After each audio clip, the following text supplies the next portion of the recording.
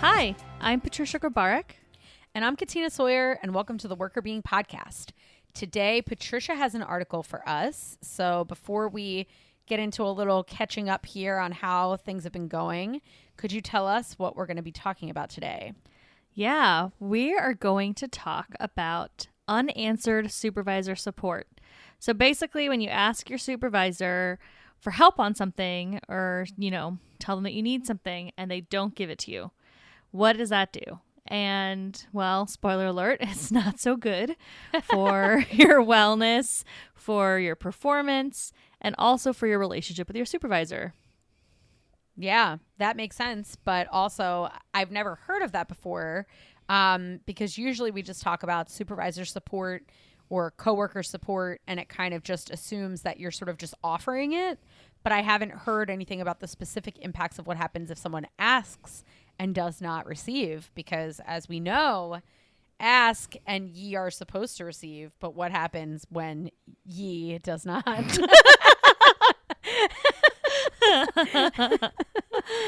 Well, it's not good, but to your point, it's not good for ye.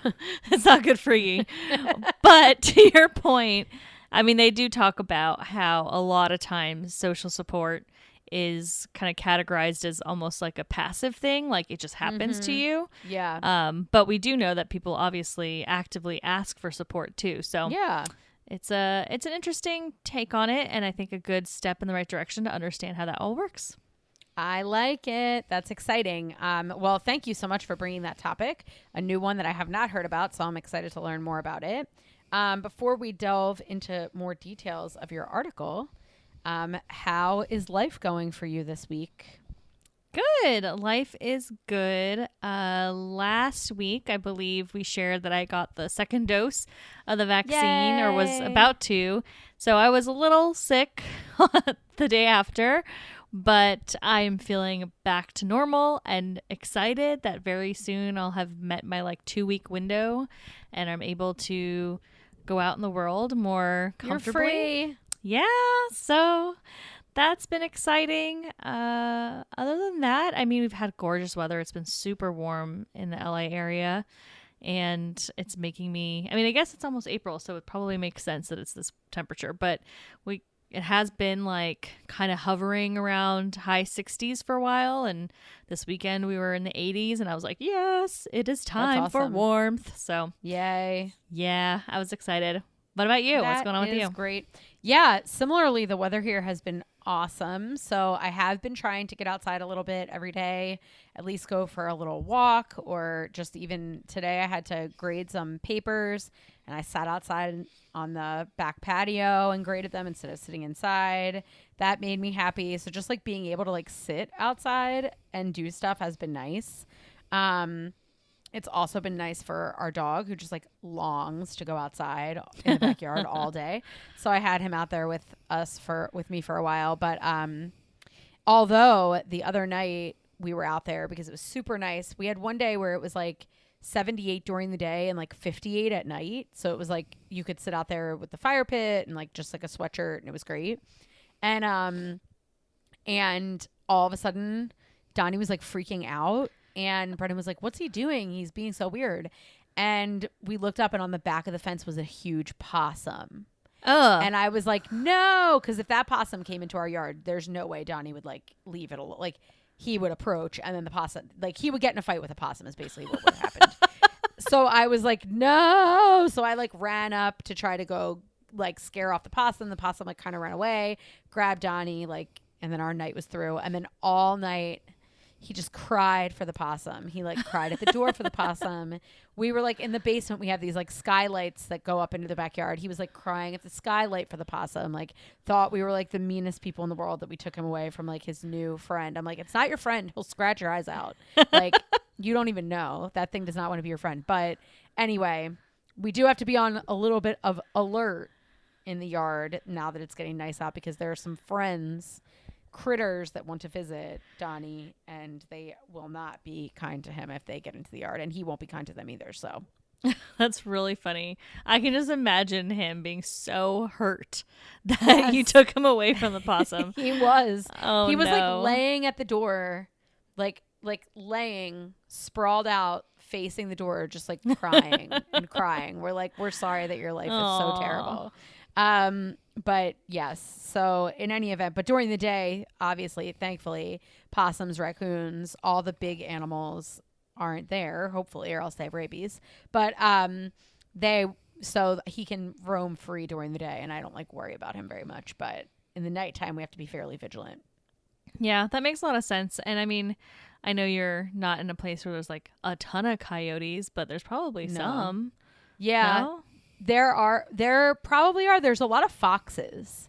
Oh, We see a lot of foxes when we're walking him and stuff like that. But I don't know if they could get into the yard because it's like the fences are weird, but like a possum and a raccoon can walk on the back of the fence. But like I feel like a coyote, it's like really skinny. How tall is the fence? Like 6 feet tall. A coyote can get in. Yeah. My aunt, well, this is a horrible story for No. all listeners out there. This is a little bit traumatic. Just going to give that alert. My aunt has a Maltese, and he was out in the yard, and it was like right after some big fires that were near her house. So a lot of animals, when there's fires, a lot of the animals are displaced. There's harder for them to get food. You know, it's like obviously terrible for the animals. And a coyote jumped her fence, and it was like it's not even like a fence. It's like a brick wall, like a 6 foot tall brick wall. And it jumped in, and attacked her dog. Her dog survived. Her dog is fine. That's good. I mean, I don't understand how a tiny Maltese fought off a coyote. Yeah, really. I mean, he made a noise too. So like my aunt ran out there and all that. Right. But definitely got into a fight with the coyote. And then the coyote just jumped right over the wall again and left. So clearly they can do that. So just beware about that too. Defeated by the mighty Maltese, but very scary.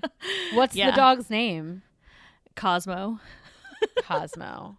That's like a Disney movie, like Cosmo, the like ferocious Maltese, like the brave Maltese that beat a coyote. Yeah, he's like 8 pounds. Like, I don't even understand. The coyote's probably like at least 25 or 30. Yeah, because those dogs are really small. Like, at least Donnie's like 20 pounds. Like, he's a little bigger than like an 8-pound dog. Like, that's like so tiny. Oh, yeah. He is super, super small. And he's like 14 years old. This was like maybe a year ago or a year and a half ago. Maybe a little more, but still. So he was still like an old dog, too. Old, but brave and strong. Old but mighty. Well, I'm glad that Cosmo fought off the coyote, even though I feel bad for the coyote because it was hungry.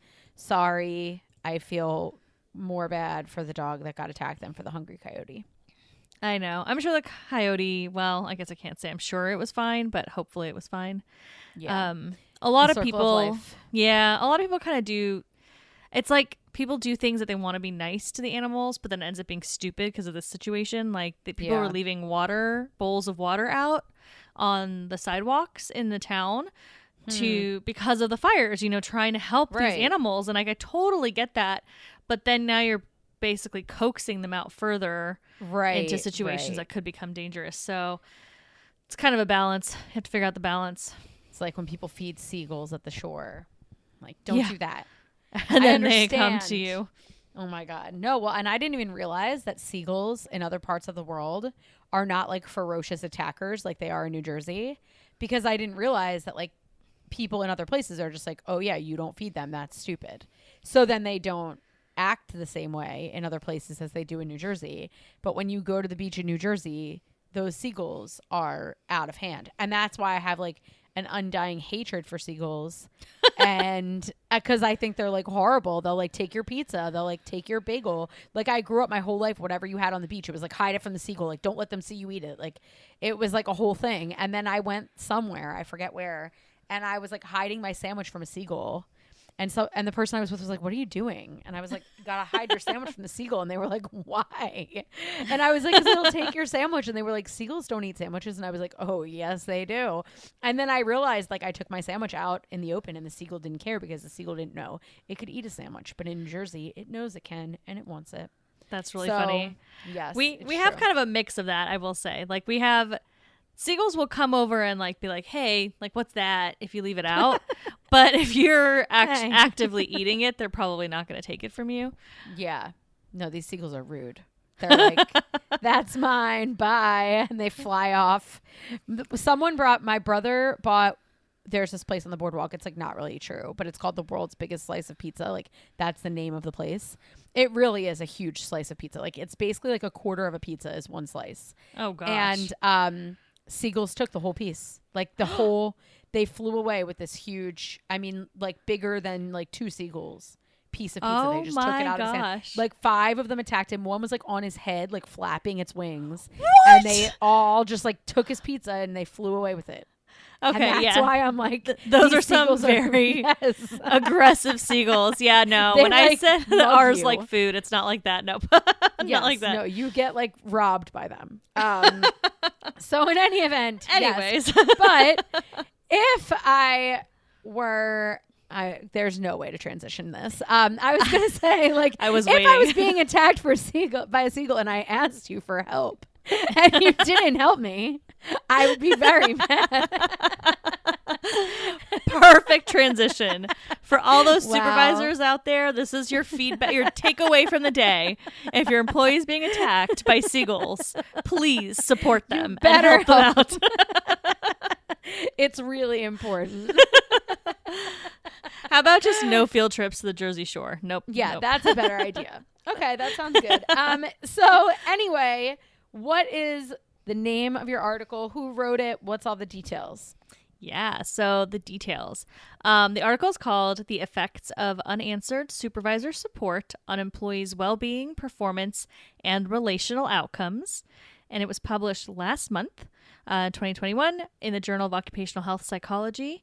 And it was written by McIlroy, Parker, and McKimmey. So Awesome. pretty new article. Yes. Fun stuff. So, to give you a little bit of context before we dive into what they found. So, we've talked about social support before. We obviously mentioned at the beginning that really, when you think about the other articles we've talked about before with coworker support and, you know, even supervisor support, we've talked about the types of support people can give. And it's always been kind of described in a more passive way, right? It's like your supervisor provides you with some sort of emotional support because you need it, but it's not necessarily because you're asking for it.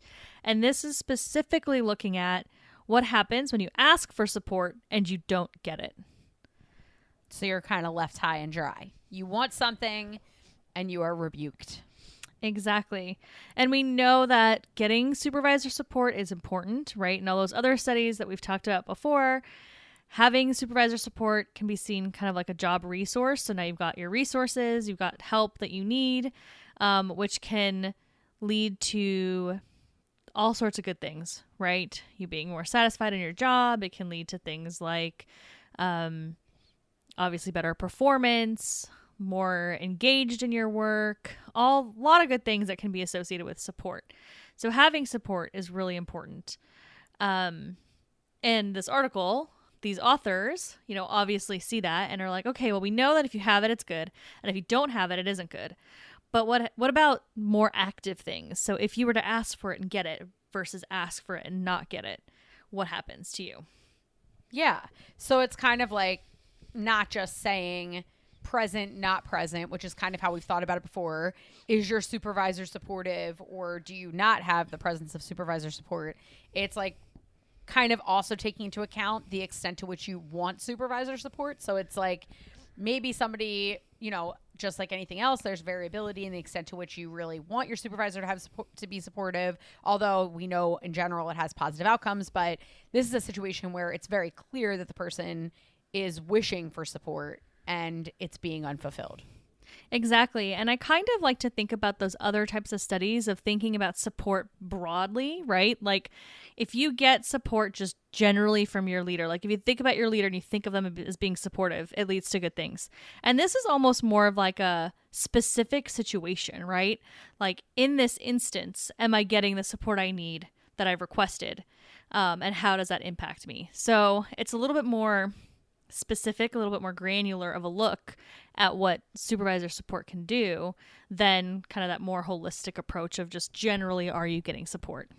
Yeah, and I think that's an interesting approach in general. I see a lot of that in like employee engagement surveys, for example, where you might be asking people like, "Oh, how engaged are you with your coworkers, or how engaged are you with your pay, or how engaged are you with the mission, or whatever."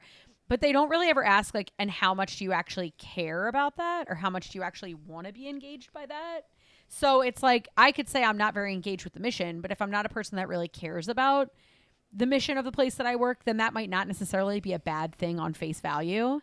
So I guess like this is kind of getting at like a specifically important example, which would be like, okay, if I say that, I'm not getting the pay that I want, but I really care about pay, or I really want pay, better pay, then that's going to be even more important for me than somebody who says, yeah, I'm not getting the pay I want. It'd probably be better if I got the pay that I wanted, but it's not like a top priority for me.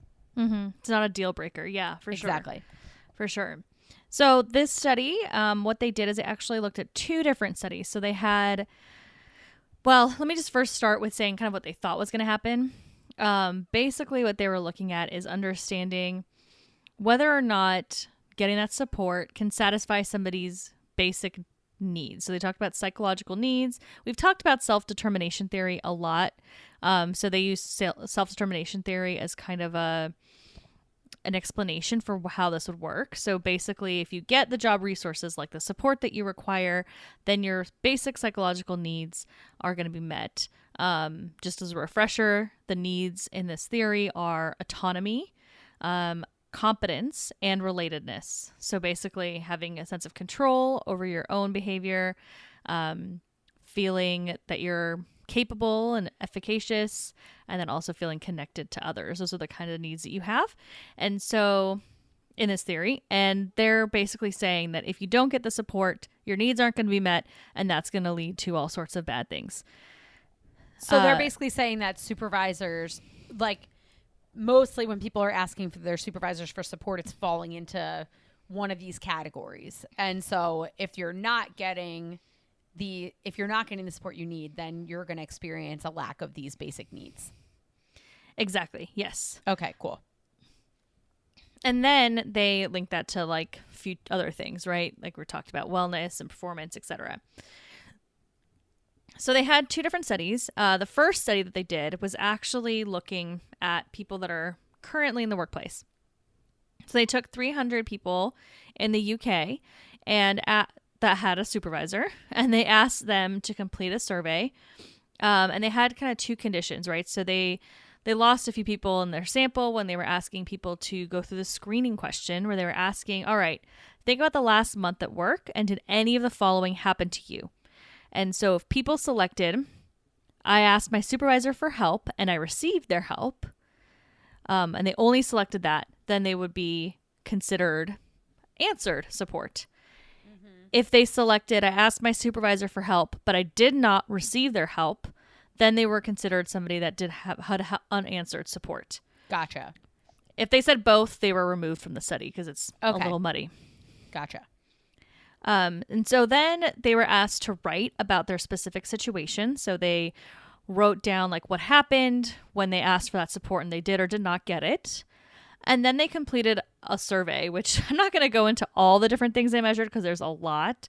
But they did measure, perceived supervisor support. So an example question would be, my supervisor gave me supportive feedback.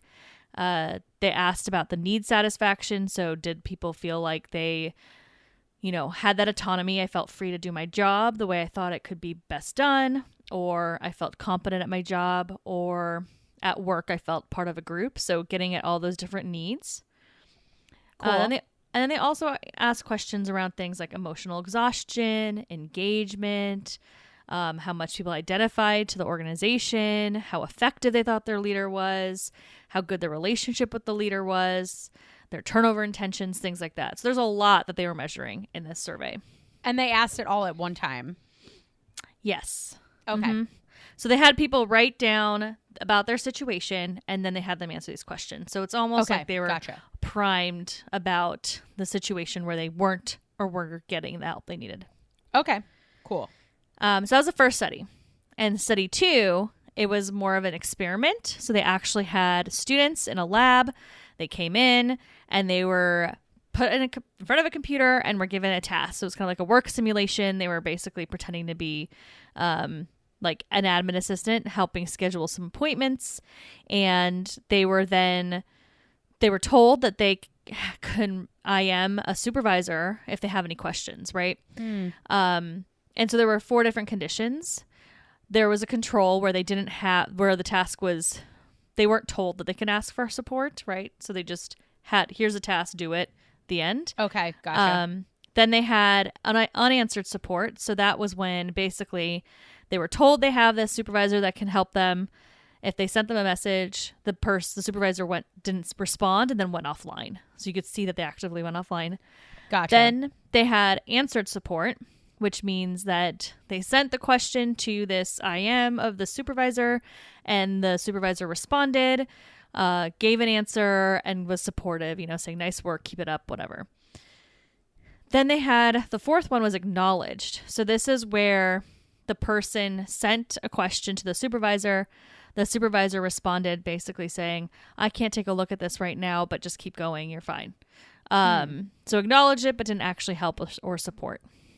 Gotcha. Okay, cool. So, and then they, what did they measure after the person went through that condition? So pretty similar stuff to the first time around, the first study. So they looked at, how much they perceived supervisor support, were their needs satisfied? How did they perform? How exhausted were they? All that kind of good stuff. Okay, cool. So they're sort of in the first one, they're just saying, okay, if people are reporting that they have more or less help that they've asked for, we'll see if at the moment they also are experiencing better or worse outcomes. And then in the lab study, they're basically saying, okay, now we can manipulate it and say, okay, when you actually experience right now, whether or not someone is giving you the help that you asked for, we can then see more of a causal, okay, if I put you in this situation versus if you were in another situation, how do you feel after it's done? So it gives it a little bit more of a causal explanation. Exactly. Yep. So the second study was really trying to get at the explanation. And, we could talk about how there are ways to improve this research and like future studies. I think that would be really important. But kind of as a first step, this did find some pretty interesting stuff. Cool. So what did they find? So they kind of found what you probably would have expected. So in the first study, they found that unanswered support led to lower levels of need satisfaction. And then that led to lower levels in performance and the wellness outcomes and the relational outcomes. So basically, they saw that if you didn't get the support you needed, you were more likely to say that your needs weren't met. And then you're also more likely to say, I'm not engaged. I don't think my performance is that great. My leader isn't that effective. We don't have a very good relationship. I don't see myself identified within this organization. I don't identify with the company. I'm more exhausted. So all of those bad things, all the things they measured basically went in the wrong direction, went bad if you didn't get the support. So having the unanswered support is not a positive thing. I'm curious to see how it worked out in the second study with regard to the different comparisons between the different conditions. Yeah, so that was really interesting to me because I was hoping to see bigger differences between the control groups, but I'll tell you what happened. So basically what happened is the unanswered support group, so when the supervisor disappeared, they had more emotional exhaustion and they had lower engagement compared to the group that got a response. They also felt like their performance was worse, and they actually measured performance. So they, because they were doing a task on a computer, they were able to see like if the person did well. And so on some of the metrics, they did worse when they didn't get a response. Okay, gotcha. And there was the same story where it led to lower need satisfaction. So basically, I didn't get the support I needed. I don't feel like my needs are met. And then that led to all those bad things when you compare to the answered support. However, here's the catch. There were no significant differences between the unanswered support and the control or the acknowledged condition.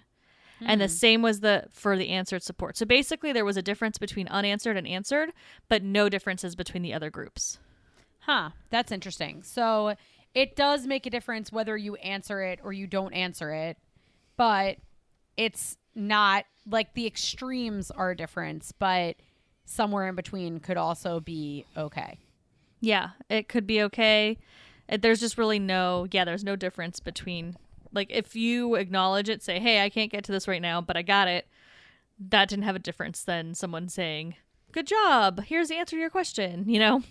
So basically it's just don't ghost people or like disappear.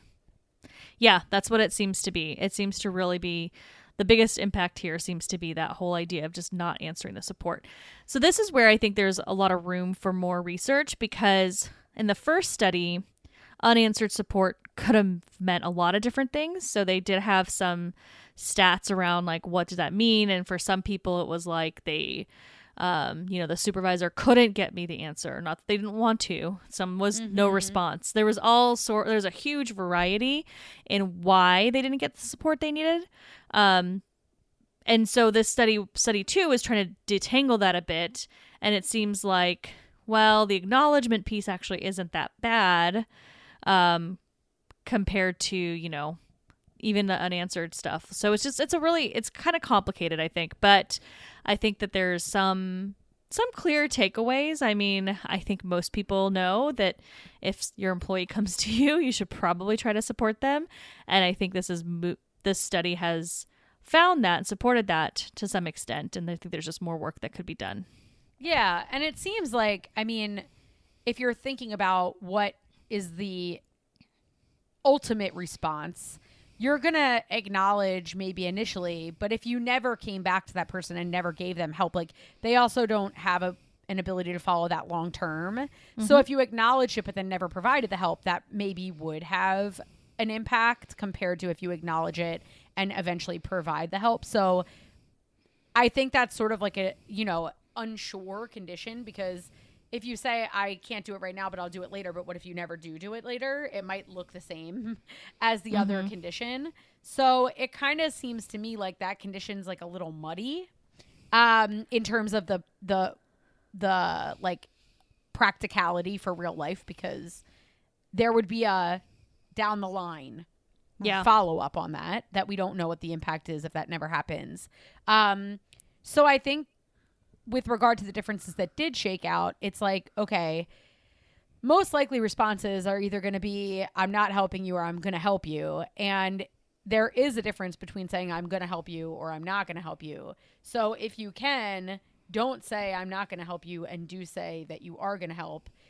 If you need to say that, you need some time to come back to it, you can do that. But I would assume that if you don't actually come back to it and offer the help, eventually it could have a bad impact. So I'm going to bet that ultimately, eventually providing help is going to be what makes a difference. And if you never provide the help, that probably is worse. Yeah, I completely agree with you. I think you're right. I think that is a bit of a muddy one. And because it is an experiment in a lab, you can't really see what happens. So the study 1, where you have that field sample, you have actual people talking about their work, they're the ones that are saying that in the last month, my supervisor hasn't given me help. So that would mean they asked, the person could have acknowledged, right? Right. And then never came back with the help. So if we want to get into the weeds, there was a little bit more in study 1, which I think is kind of interesting. But I wasn't sure if I wanted to get this deep, but we're doing it. We're going there. Going for it. So they also were asking people what they attribute the reason why they didn't get help to, right? So they had 3 different types of attributions, right? So it could have been like, I didn't get the help and partially that's my fault. Mm-hmm. I didn't get the help and my supervisor is kind of at fault. Or I didn't get the help and my company is at fault. Which makes sense. Sometimes the supervisor doesn't have the power to give you the answer or doesn't have that answer, right? So when they looked at that, so just kind of as an additional tidbit, basically if people felt like their supervisor is the reason why they didn't get help, they're more likely to be emotionally exhausted. And they also are more likely to not see their relationship with that supervisor as good and not see the supervisor as being effective. Gotcha. So if the supervisor is the one that's to blame for not providing the help, it does have some unique impacts compared to just not getting help in general. Like, oh, I'm just not in a workplace where people help each other. Right. Yeah. And that also, there was another finding too that had to do with whether or not they thought it was the company's fault. And so if they thought it was the company's fault, the person was more likely to not identify well with that company, right? They don't see themselves as a part of that company. Gotcha. Yeah. So it seems like if you blame the company, you're less enchanted with the company. If you blame the supervisor, you're less enchanted with the supervisor. But the supervisor piece had some more impacts, or a greater number of impacts, it sounds like. Yeah, exactly. Okay, and then they gotcha. had, the other thing was, they looked at whether the person thought they were to blame. And that one was interesting because it wasn't that like if you really thought you were to blame, some of those results kind of disappeared. So it's basically like if you didn't think you were to blame. So it's kind of like the opposite. It's not like I'm blaming the supervisor, I'm blaming the organization. I am not to blame is this response. Then I'm more likely to view my leader negatively. Gotcha. Okay. So people in those situations are more likely to see it as maybe the leader's fault. Yeah, probably. They just answered those questions low, so they were less likely to think it's their fault, and then therefore. So yeah, so most likely they also were answering that the supervisor is to blame. But Right.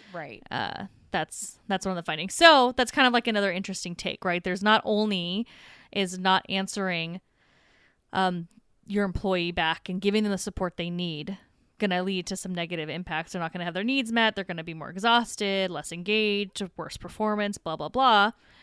But it can also impact how your employee views you if they think you're the reason why they didn't get support. But so it's kind of an interesting thing. Like a leader has a really interesting approach they have to take. If there's some support they can't provide, you have to figure out how to navigate that where you're communicating that it's not because you don't want to help them, but then you also need a balance, not blaming the company too much. So it's kind of a difficult situation to be in. Yeah, that makes sense. Yeah, trying to figure out a way to explain why that resource isn't available without really like pinning it on anything. If you have to pin it on the organization rather than yourself, I would imagine that would be better as long as that's what's true.